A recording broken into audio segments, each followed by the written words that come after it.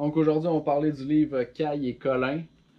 C'est Élevage et soins par, je vous dirai pas les noms parce que je vais les massacrer. C'est sur la maison d'édition, c'est Ulmer. Ça, je l'ai pas acheté neuf, moi je l'ai acheté usagé. Je l'ai acheté en fait avec un lot de livres d'élevage. C'est une dame qui vendait des livres d'élevage sur Internet, donc j'en ai profité, j'ai acheté le lot. Puis je trouve que la caille, c'est pas un animal qui est intéressant vraiment au niveau de l'autosuffisance d'un point de vue rusticité au Québec, parce que ça a quand même des besoins en chaleur qui sont importants. Euh, Au niveau de produire son alimentation aussi, c'est difficile. Par contre, c'est certain que je vais avoir des caisses. Moi, j'aimerais avoir un peu tous les types d'animaux d'élevage, au moins les essayer si on veut tous au moins une fois, parce que j'adore l'élevage, j'adore les animaux. Puis c'est ça, j'avais beaucoup de temps, fait que j'ai décidé de le lire déjà, même si je prévois pas avoir des cailles dans la prochaine année. Donc, ce livre-là, en fait, a été écrit par deux éleveurs. Donc, c'est un couple d'éleveurs, il me semble. Puis, c'est un livre bien fait. C'est un beau livre. On parle aussi, le colin, en fait, on parle beaucoup du colin. Le colin, c'est vraiment. Il y a des colins qui sont sauvages, puis il y a des colins qui sont domestiques. Mais c'est plus d'un point de vue ornemental, donc c'est pas un livre qui est nécessairement accentué sur une production de viande. Il y a aussi de l'ornement. Donc commençons. Page 39-40. Ça, je trouvais ça cool. On nous présente en fait la stratégie des cailles pour se défendre d'un prédateur ou plutôt prévenir des attaques. Ce qu'elles vont faire, c'est qu'elles vont dormir en étoile. Elles vont adopter la position de l'étoile avec le bec vers l'extérieur, puis comme ça, ils vont avoir des yeux tout le tour. Donc, ils peuvent se coucher dans un petit bosquet ou dans de l'herbe, peu importe. Puis, ils vont avoir des yeux tout le tour, ils vont être toutes prêtes. Dès il y en a une qui va voir un prédateur, ils vont toutes s'envoler. La première va nécessairement voir le prédateur, les autres vont juste suivre le mouvement. Fait que ça, je trouvais ça cool comme technique parce que c'est une technique qui est collective, en fait. C'est une technique de défense qui est collective, puis je trouvais ça vraiment intéressant de voir que ces animaux-là utilisaient ce principe-là. Ensuite de ça, à page 47, on nous parle des types de cailles. Donc, on a la caille qui est sauvage, qui a un poids corporel de 90 grammes, puis le poids de l'œuf est de 7,6 grammes. On a les cailles de type souche légère, donc qui pèsent environ 110 à 150 grammes et qui ont un œuf de 10 à 11 grammes. On a les cailles pondeuses, qui sont généralement ceux qui sont les plus utilisés, qui sont de 160 grammes à 250 grammes, puis avec des œufs dans un poids de 12 à 14 grammes. Les cailles de chair, eux, quant à eux, pèsent 300 à 400 grammes, puis c'est de 13 à 16 grammes. Donc on a toute la description un peu là, de ces types de cailles-là. Puis on dit qu'il y a un bon rapport alimentation puis production d'œufs. Euh, Aussi, ce qui est intéressant au niveau de la caille, c'est qu'elle est très facile à préparer. Moi, j'en ai pas préparé, mais c'est ce qui m'a été dit, notamment par Bianca de la fermette Tout Sérénité. Donc, je suis allé voir l'été passé.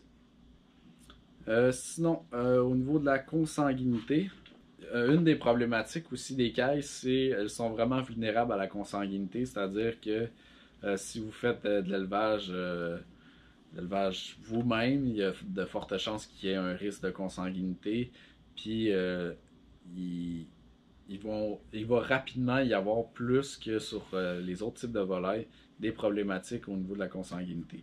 Donc, que ça soit boité, malformation, etc. Donc, il faut vraiment être vigilant, je veux dire professionnel dans sa façon d'agir, dans sa façon de sélectionner afin d'éviter ces problématiques-là. Sinon, on nous dit les œufs à couver. En fait, au début, c'est préférable qu'ils soient debout sur la pointe à une température de 8 à 13 degrés Celsius en attendant d'avoir son stock d'œufs. Puis ensuite, une fois qu'on les a, ben, les œufs vont, vont aller directement dans la couveuse. On peut prendre les œufs au maximum 12 jours, avec un maximum de 12 jours, mais c'est préférable d'avoir 7 jours.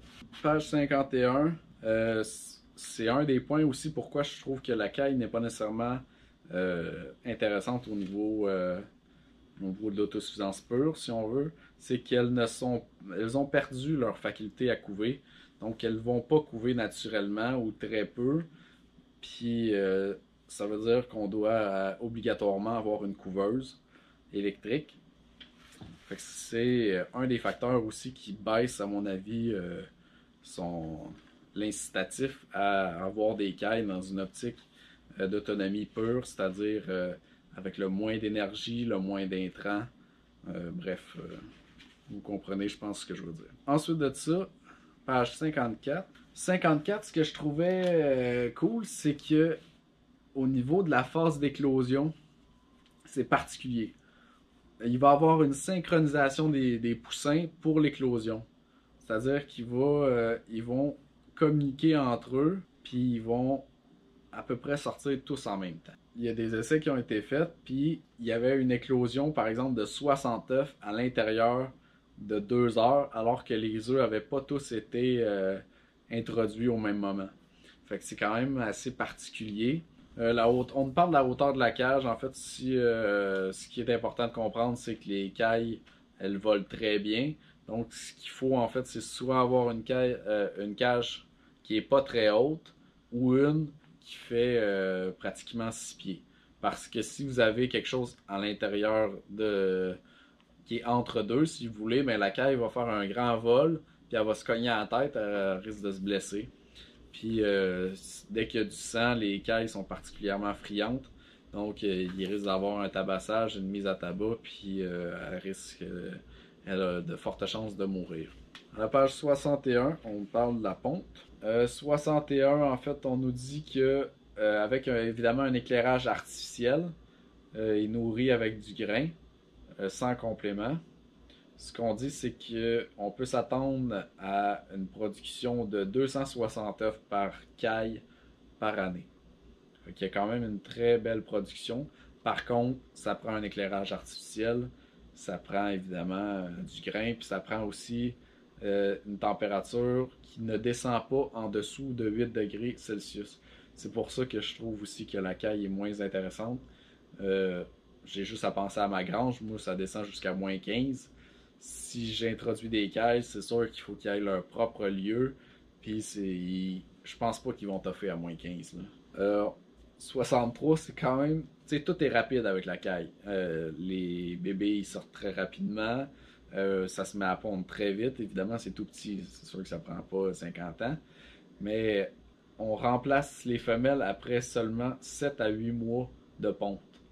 Fait que les femelles, ils font même pas un an de ponte, puis ben, dans l'élevage commercial. Et ils sont déjà remplacés parce que leur production est déjà en déclin. Puis on peut avoir des écarts qui sont vraiment très grands. Par exemple, de passer de 300 œufs par année à 100 œufs par année. Tout ça avec les mêmes conditions, bien entendu. Page 76 à 84, on va nous parler des races, des types. Ça, c'est vraiment pour comment je dirais, pour l'ornement. Donc, on a le rouroule couronné, on a le colin arlequin, le colin de Californie.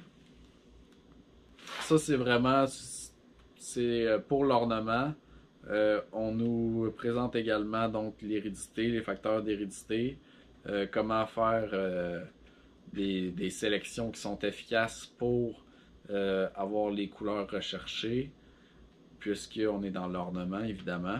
Ensuite de ça, le mot de la fin, je vous dirais de 88 à 125, c'est vraiment au niveau de la génétique, d'aller essayer de produire des animaux qui sont différents, qui sont rares, qui ont un plumage particulier. Donc, on nous parle de tous les facteurs d'hérédité. Fait que on est encore une fois de plus dans l'ornement. Fait que ça fait le tour pour ce livre-là. J'espère que vous avez apprécié. Bonne lecture.